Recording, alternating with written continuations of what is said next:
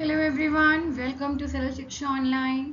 और आज मैं लेके आई हूँ आपके लिए previous year questions on geometry. ठीक है, again this is not covering all the shifts, just first 2 days shift, okay, because that are almost 18-19 questions, okay. और अगर हमारे पास और टाइम हुआ तो मैं और भी शिफ्ट्स के क्वेश्चंस लेके आऊंगी, but just to give you an idea we will start with previous years questions on geometry. So question है, let O be the center of a circle and AB and CD are two parallel chords. Geometry के question हमेशा आप draw करके start कर देंगे, ठीक है। तो बोला है एक सर्कल है जिसका सेंटर है O, दो कॉर्ड्स हैं और कॉर्ड्स कैसे हैं, पैरेलल कॉर्ड्स हैं and on the same side of radius है, right, on the same side of centre होना चाहिए, बट ठीक है, on the same side of radius. तो basically these are like this, ठीक है। रेडियस का सेम साइड हम मान लेते हैं, suppose this is the radius, तो इसके सेम साइड पे है, ठीक है। OP is perpendicular to AB and OQ is perpendicular to CD. तो अब देखो, जो AB का लेंथ है वो 10 है और CD का 24 है, तो ये AB होगा। जो ज़्यादा दूर होता है कॉर्ड वो छोटा होता है, राइट। तो ये ए बी हो जाएगा और ये सी डी हो जाएगा, और यहाँ से हम परपेंडिकुलर ड्रॉ कर लेंगे. I am drawing this circle again, थोड़ा सा मेसी हो गया है वो, तो थोड़ा बड़ा बना देते हैं. So it will be like A B and थोड़ा पास में C D, and then we have some perpendiculars, so perpendiculars will be like this. So this is P, this is Q, okay. अब ए बी का length है 10. तो बच्चे हमने एक थ्योरम पढ़ा हुआ है कि जो रेडियस होता है अगर वो परपेंडिकुलर है कॉर्ड पे तो वो उसको बाइसेक्ट करता है. If R is perpendicular on chord then it bisects the chord, ठीक है. तो वही वाला हम प्रॉपर्टी यहाँ पे यूज करेंगे, दोनों ही कॉर्ड्स में यूज कर लेंगे. तो अगर ये 10 है तो this will B 5 and similarly आपका CD जो है वो 24 है, सो दिस विल बी 12. निकालना क्या है आपको, डायमीटर निकालना है, तो बेसिकली रेडियस निकालना है. रेडियस का डबल कर देंगे तो डायमीटर आ जाएगा. तो दिस इज द रेडियस, इसको हम ड्रॉ कर देते हैं, दिस इज R. और बच्चे इसको नीचे भी ऐसे ड्रॉ कर देंगे, तो that will also be R, right. अब हम जाएंगे इन ट्रायंगल OPD, ठीक है, इस सबको हटा देते हैं यहाँ से. सो ट्रायंगल OPD के अंदर देखिए पाइथागोरस थ्योरम लगेगी, तो R square will be equal to, अब बच्चे PQ जो दिया है हमें वो बोला है ये 7 है, तो हम OP को x मान लेते हैं, ठीक है. तो अब R स्क्वायर इक्वल टू क्या हो जाएगा, x स्क्वायर प्लस 12 का स्क्वायर एंड 12 का स्क्वायर इज 144, तो R square minus x square हो गया 144. नाउ बड़े वाले ट्राइंगल में चलते हैं, ट्राइंगल OBQ पे. So there also R square is equals to, अब यहाँ पे OQ लेंगे और OQ का लेंथ क्या है, x प्लस 7 का स्क्वायर प्लस 5 स्क्वायर, ब्रैकेट खुलेगा एंड a प्लस बी के होल स्क्वायर से, so a square plus b square plus 2ab, then 5 का square is 25.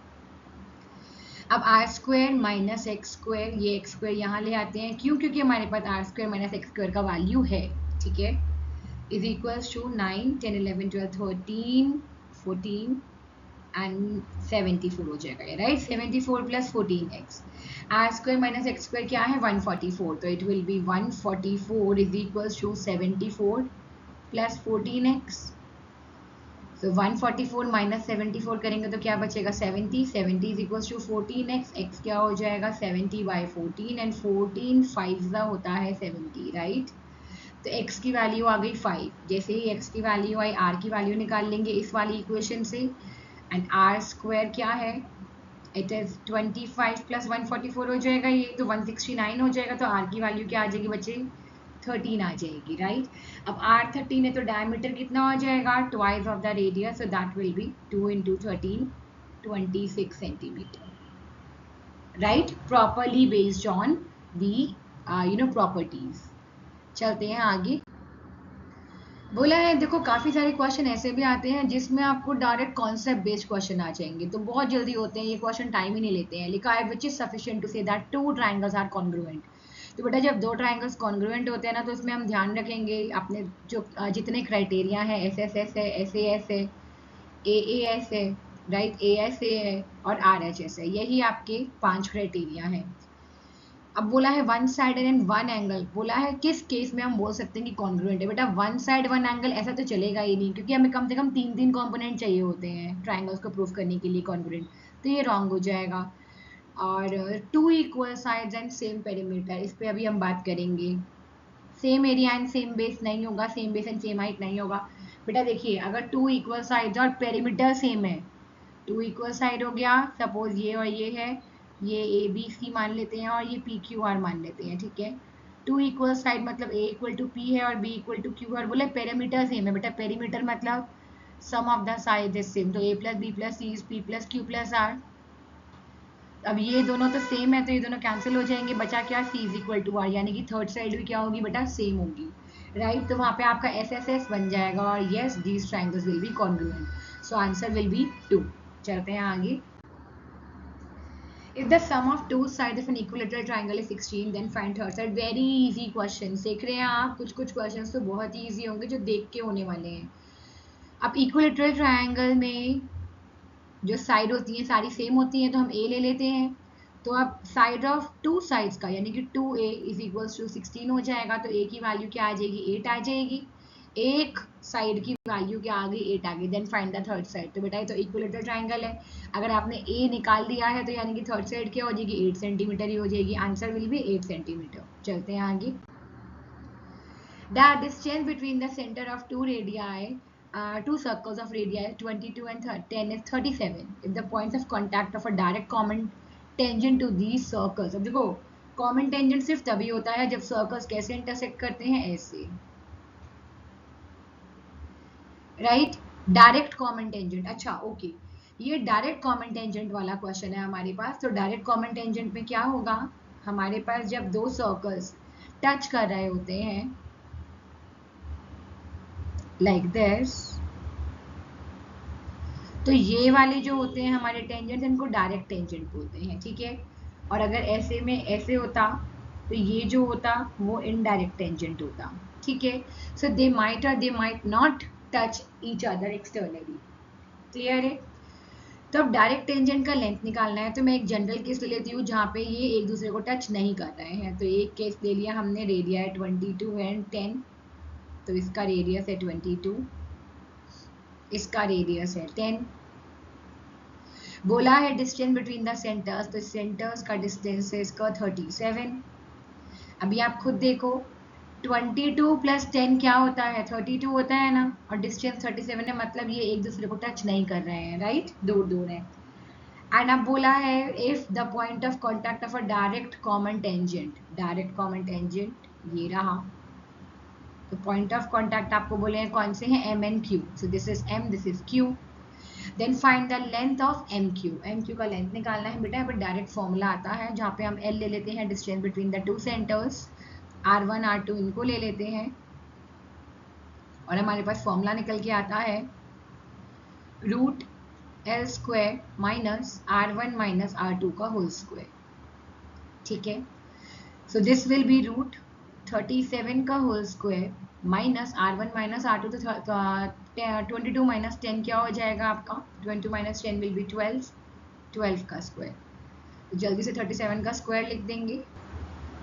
So it is 1369 minus 144, इसको करके देखते हैं। So it will B 9 minus 4 5, 6 minus 4 2, 13 minus 1 12, 1225 आ जाएगा। और 1225 किसका होता है हमें पता है, देखो दिस इज 35 का स्क्वायर, ठीक है। सो that is your answer.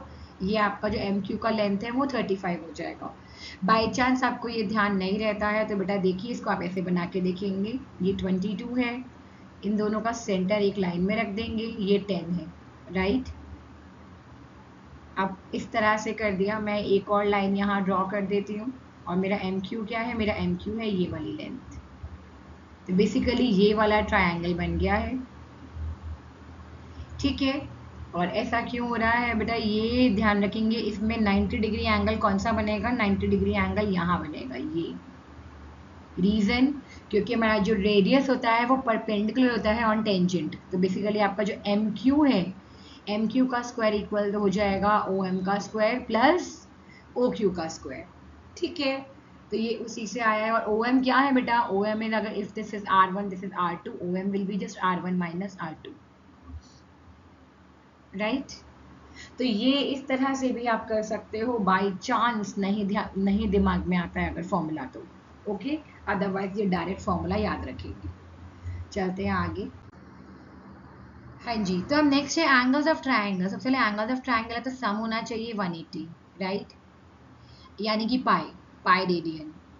And R side that one is average of the other two, average of other, बेटा जो एवरेज होता है ना वो मिड वैल्यू होती है, ठीक है। तो हम चेक कर लेते हैं इसमें से फटाफट। आप चाहो, अगर आपको डिग्री मेजर्स पता है तो आप और जल्दी कर पाओगे। तो पाई बाय 6 मेरा 30 है, पाई बाय 3 मेरा 60 है, और पाई बाय 2 मेरा 90 है। तो मुझे क्लियर पता है कि 30 प्लस 90 बाई 2 करूँगी तो 60 आ जाएगा, राइट। तो एवरेज तो है, प्लस इन तीनों का सम 180 है क्या, बिल्कुल है। तो मेरा फर्स्ट आंसर ही करेक्ट हो जाएगा, आगे चेक करने की ज़रूरत ही नहीं है, ठीक है। चलते हैं आगे। A right angled isosceles triangle has an area of 50 square units. Its hypotenuse is, right angled है और आइसोसेलेस है। आइसोसेलेस होगा तो बेटा कौन सी दो साइड्स इक्वल होंगी, ध्यान रखेंगे। राइट एंगल ट्राइंगल में हाइपोटेन्यूज सबसे बड़ा होता है, हाइपोटेन्यूज ये होता है और इसकी लेंथ हमेशा सबसे ज़्यादा रहती है। तो आइसोसेलेस होगा तो मतलब ये और ये साइड सेम हो जाएगी, ठीक है। और मुझे दिख रहा है कि दोनों परपेंडिकुलर में है, तो एक को मैं बेस ले सकती हूँ, एक को हाइट ले सकती हूँ। एरिया क्या होता है, half into base into height. तो I can write half into X into S, तो हाफ एक्स स्क्वायर, एरिया कितना दिया है 50 दिया है, एक्स स्क्वायर कितना हो जाएगा 100 हो जाएगा, एक्स की वैल्यू क्या आ जाएगी 10 आ जाएगी। तो अब एक्स की वैल्यू आ गई है मेरे पास 10। अब हाइपोटेन्यूज बोला है तो लगा देंगे पाइथागोरस थ्योरम। तो H square is equal to X square plus X square, so that is 2x square, so that is 2 into 10 का स्क्वायर विल बी 100, 200, एच क्या हो जाएगा √200, और you can write it as 10√2। Clear, very good. चलते हैं आगे। बोला है let C be a circle with centre O and P be an external point to C. चलो बना लेते हैं। सी एक सर्कल है, एक और सेंटर है इसका ओ, पी एक एक्सटर्नल पॉइंट है, पी और पी बी दो टेंजेंट है हमारे सर्कल सी पे। तो ये पी ए बना देते हैं और ये कुछ यहाँ पे टच करते हुए पी बी बना देंगे, right. Respectively, if PA and PB are inclined to each other at 60 degree, 60 degree पे है, then find angle POA। देखिए ये है POA। बेटा सबसे पहले ध्यान रखेंगे कि ये जो दोनों ट्रायंगल बनते हैं ये हमेशा कॉन्ग्रुएंट बनते हैं। चाहो तो आप चेक कर सकते हो, ये 90 डिग्री 90 डिग्री, ये कॉमन इनका हाइपोटेन्यूज दोनों का सेम है। और हमें पता है length of tangent from N external point same होता है, ठीक है। तो ये RHS से हमेशा दोनों ट्रायंगल्स क्या होंगे, कॉन्ग्रुएंट होंगे। अब आपको निकालना है POA, ये निकालना है। तो इसके लिए अगर मैं पूरा एंगल निकाल लूँ तब भी चलेगा, राइट। बेटा ये हो गया 90, ये हो गया 90। अब मेरा जो क्वाड्रिलेटरल होता है उसके एंगल्स का सम क्या होता है, हमेशा 360 डिग्री होता है, राइट। तो ये तो 90 है, ये 90 है, यानी कि इन दोनों का सम क्या होगा 180 डिग्री होगा। करके देख लेते हैं, जल्दबाजी नहीं है ना। इसको नाम दे देते हैं एंगल 1 2 3 4, ये 4 पूरा है। तो angle 1 plus angle 2 plus angle 3 plus angle 4 will be 360 degree. ध्यान रखना बेटा, वैसे जब भी ऐसा कोई बनता है ना ये बार वाले टेंजेंट से, अगर आप एक सर्कल ड्रॉ करोगे ना, तो ये वाला जो आपका क्वाड्रिलेटरल बनेगा ये हमेशा आपका एक साइक्लिक क्वाड्रिलेटरल बनता है।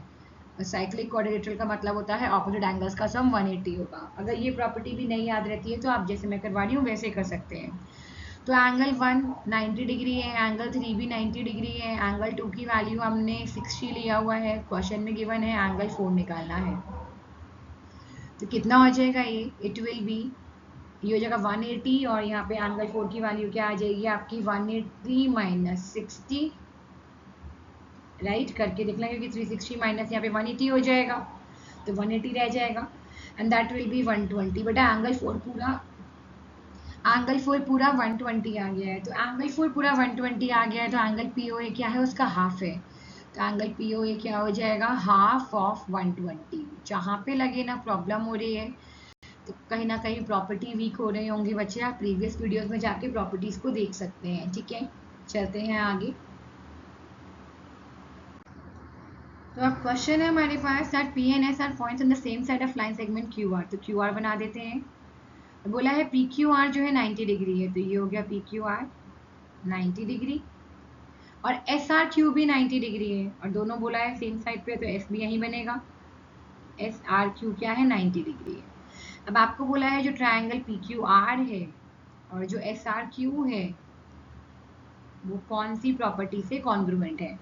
बेटा आर एच एस, जैसे ही हम 90 डिग्री देखते हैं ना, हमें लगता है कि आर एच एस ही लगेगा, बट देखो क्या हाइपोटेन्यूज आपकी इक्वल है, नहीं है, तो ये आर एच एस वाला नहीं होगा।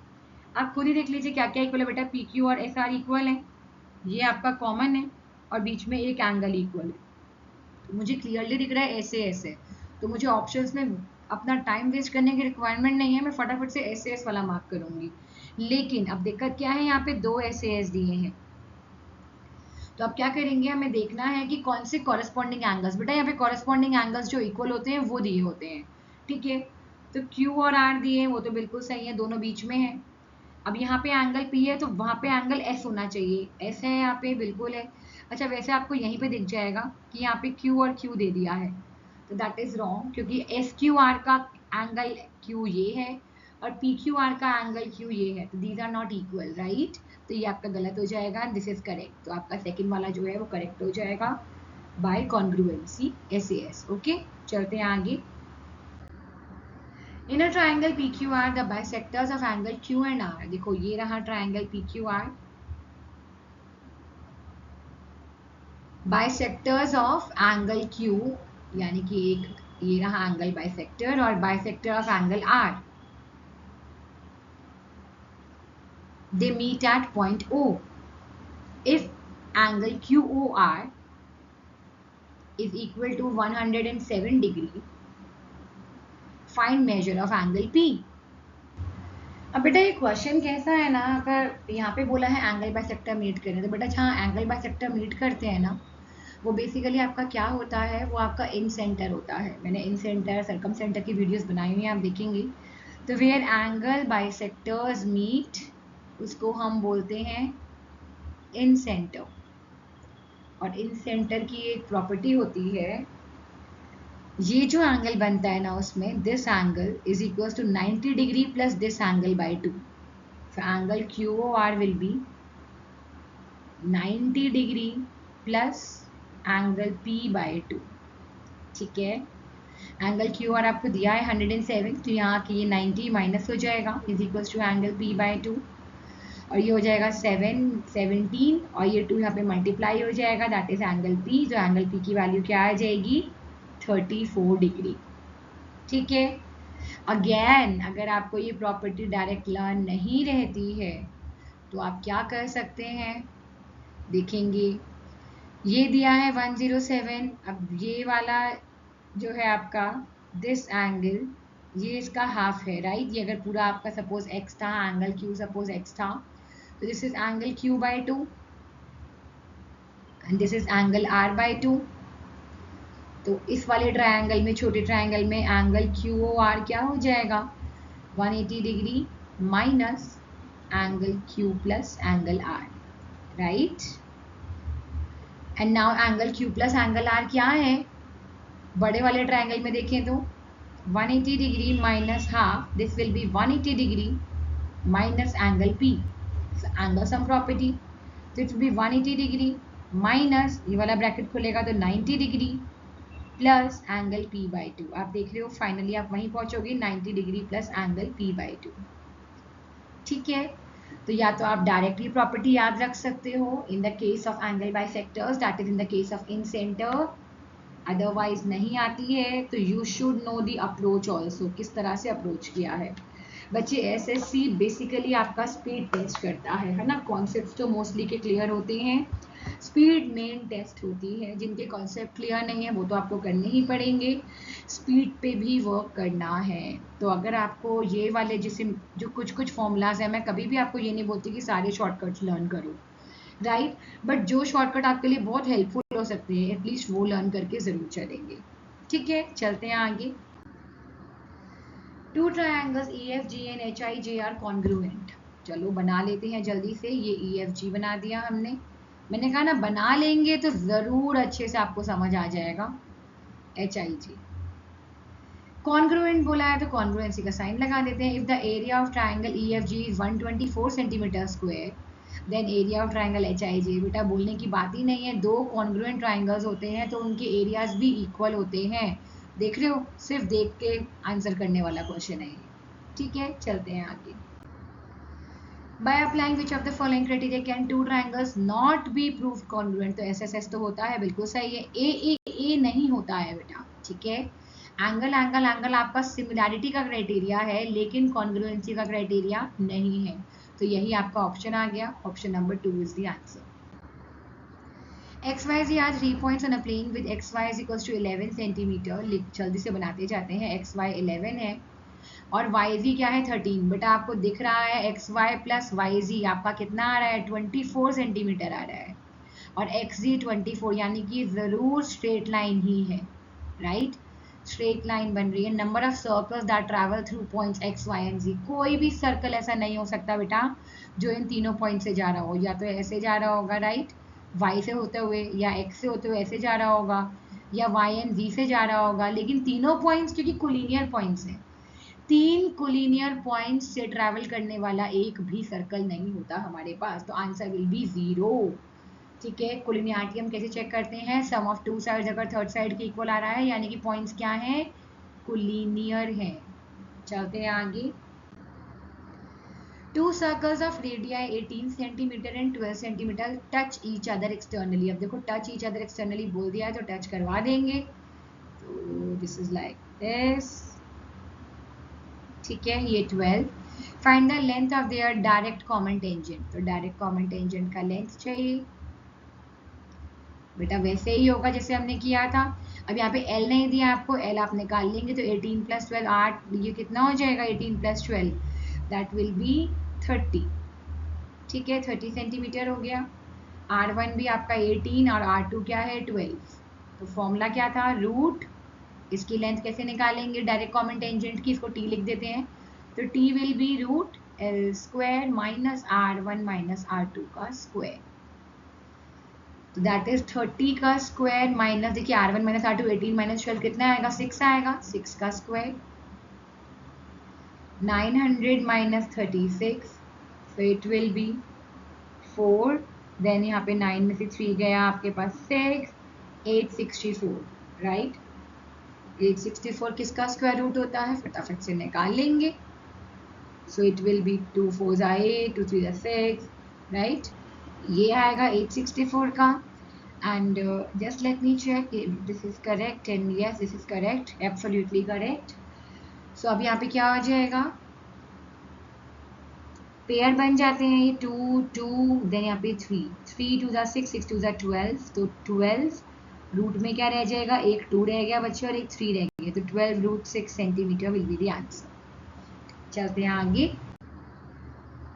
The side of an equilateral triangle is 28 centimeter. Taking each vertex as the center, a circle is described with a radius equal to half of the length of the side of a triangle. Find the area of that part of the triangle which is not included in the circles. Okay, वैसे area of sector का question है, तो चलो एक बार देख लेते हैं at least क्या क्वेश्चन है। तो ये आपके पास आ गया है एक इक्विलेटरल ट्रायंगल, बोला है हर वर्टेक्स को ले लिया है सेंटर और एक एक सर्कल्स ड्रॉ कर दिए, ठीक है, taking half of the side as the radius. Okay, it doesn't look like one, बना लेते हैं इसको like this and like this, ठीक है बेटा। अब बोला है कि बहुत बड़ा सर्कल बन गया है वैसे, तो देखिए लिखा है find the area of the part of the triangle which is not included in the circles, यानी कि ये निकालना है आपने। कैसे निकालेंगे, पहले आप पूरे ट्रायंगल का एरिया निकाल लीजिए। तो एरिया ऑफ इक्विलेटरल ट्रायंगल होता है, ये एरिया का क्वेश्चन था, बाई चांस इसमें आ गया है बट दैट्स फाइन, हम सॉल्व कर लेंगे।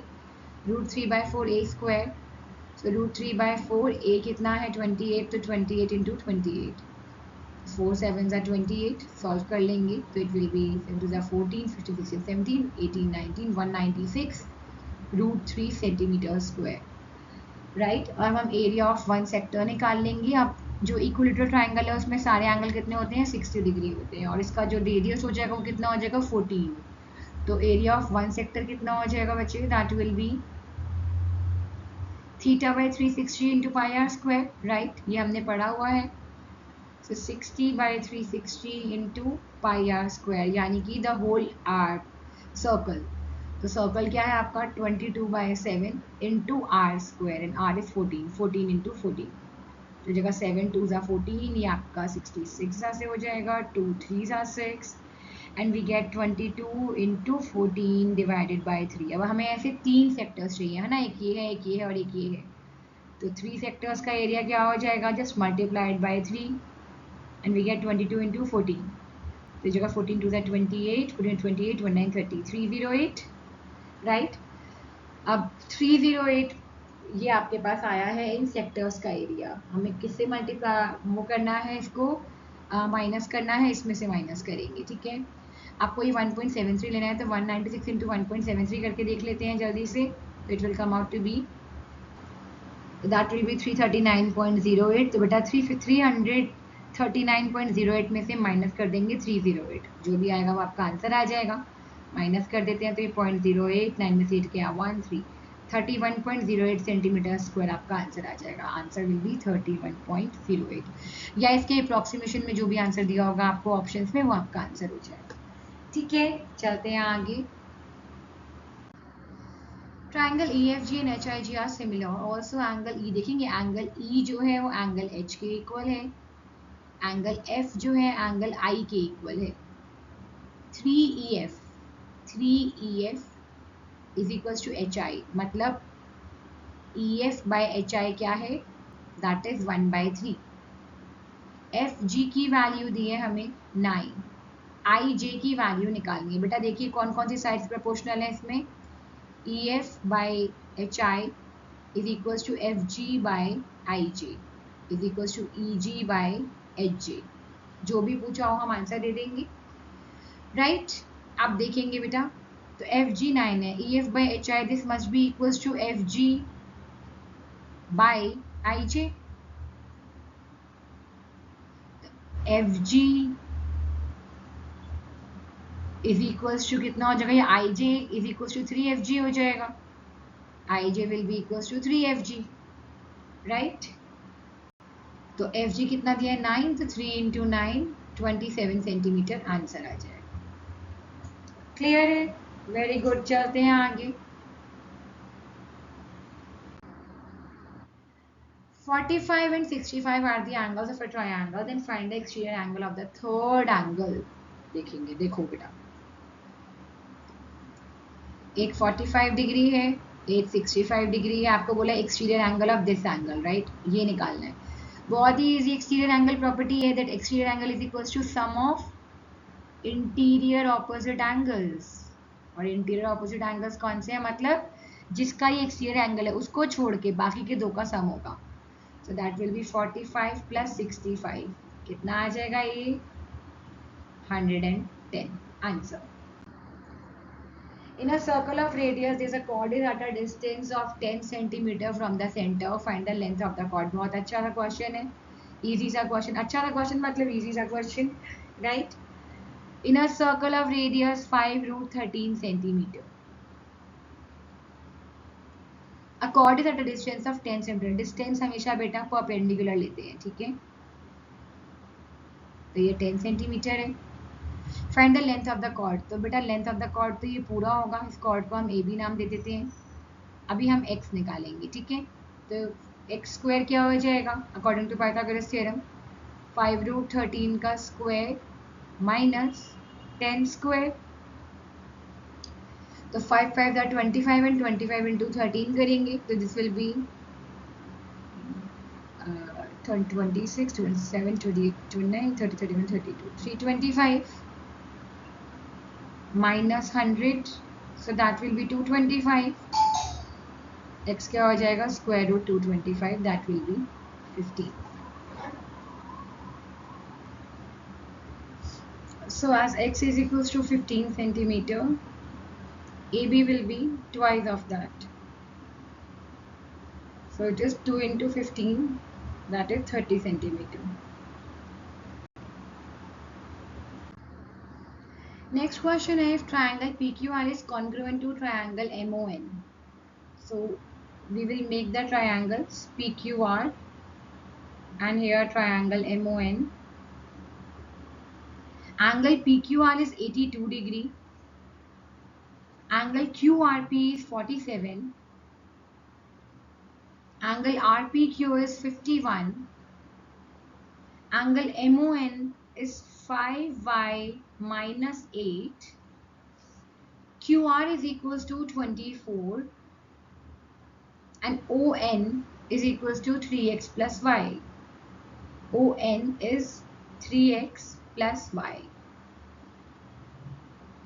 Find x plus Y. आपको क्या निकालना है? x प्लस वाई की वैल्यू, यानी कि x निकाल लेंगे और y निकाल लेंगे. अब जब हमें बोला है P Q R M O N के कॉन्ग्रुएंट है, यानी कि इनकी कॉरेस्पॉन्डिंग एंगल्स इक्वल हो जाएंगे, राइट? तो मेरा जो 5y माइनस 8 है वो क्या हो जाएगा? 5y माइनस 8 विल बी 82, क्योंकि एंगल O जो है वो एंगल Q के कॉरेस्पॉन्डिंग है, राइट? तो दैट इज इक्वल टू 82. तो 5y will be 82 plus 8, that will be 90. y will be 90 by 5. तो 5 1 5, 6 7 8 9 4 आगे कैरी होगा, तो 5 8 40. y इक्वल्स टू 18 आ गया. अब जो साइड्स हैं कॉरेस्पॉन्डिंग साइड्स वो भी इक्वल होती हैं, तो 24 equals to 3x plus Y हो जाएगा. और we can write 3x plus Y is equals to 24. So 3x plus 18 is equals to 24.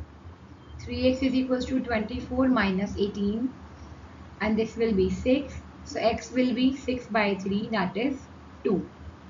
अब x plus y की वैल्यू पूछी है, तो x is 2, y is 18, तो x plus y क्या हो जाएगा? That will be 20. Answer will be 20. चलते हैं next question. So in this question, radii of two circles is given as 5 cm and 10 cm, and the distance between their centers is L centimeter. Length of transverse common tangent. तो transverse common tangent होता है आपका ये वाला. अब formula आपका कुछ वैसा ही है डायरेक्ट कॉमन टेंजेंट वाला, लेकिन ट्रांसवर्स में हो जाता है L square minus R one plus R two का स्क्वायर. ओके, वहाँ पे R one minus R two square था, यहाँ पे R one plus R two हो जाता है, ध्यान रखेंगे. So it will be L square 17 का square minus R one plus R two is 10 plus 5 का स्क्वायर, दैट इज 15 बेसिकली. 15 का स्क्वायर 17 का square 289 minus 225, so it will be 9 minus 5 4, and 8 minus 2 6, root 64, so that will be 8. Answer will be 8 centimeter. चलते हैं आगे. Again ये भी आप direct formula याद रखिए, बेनिफिशियल रहेगा. डायरेक्ट में R1 माइनस होता है R2 और ट्रांसवर्स में प्लस होता है. So we have another question here, and यहाँ पे हमें कॉमन एक्सटर्नल टेंजेंट इन इंटरनल टेंजेंट्स के टर्म्स में बात करिए. एक्सटर्नल टेंजेंट जो होता है, common external tangent, that is just equal to direct tangent. Okay, और कॉमन इंटरनल टेंजेंट जो होता है वो ट्रांसवर्स टेंजेंट होता है. तो सेम चीज़ है, ऑपोजिट वर्ड्स में, अलग वर्ड्स में पुट किया है खाली. तो अब यहाँ पे आपको डायरेक्ट टेंजेंट वाला फॉर्मूला लगाना है, that is root L square minus R one minus R two का स्क्वायर, एंड दैट इज 9. तो ये क्या हो जाएगा? L square minus R one minus R two का स्क्वायर विल बी 81. ठीक है. Similarly internal tangent, that is transverse tangent के बारे में बात किया, तो that will be root L square minus R one plus R two का square is equals to 5, which gives us L square minus R1 plus R2 square is equals to 25. इन दोनों equations को solve करेंगे, तो मैं दोनों को minus कर देती हूँ, and we will get R1 plus R2 का square minus R1 minus R2 square is equals to 81 minus 25, that is 56. इनको खोल देंगे तो R1 square plus R2 square plus 2R1 R2 minus R1 square, ये plus R2 का square minus R2 square हो जाएगा, और प्लस 2R1 R2, राइट, क्योंकि बाहर हमारा माइनस साइन है, इज इक्वल टू 56. ये R1 square R2 square cancel हो गए, and we are left with 4R1 R2 is equal to 56. R1 R2 का वैल्यू क्या आ जाएगा? 56 by 4, that is 4 1 4, 5 4 4 16. R1 R2 is 14. यही आपसे पूछा था, product of the two radii. चलते हैं आगे. And yes, that is the end of the video. So thank you so much. Stay tuned. All the best.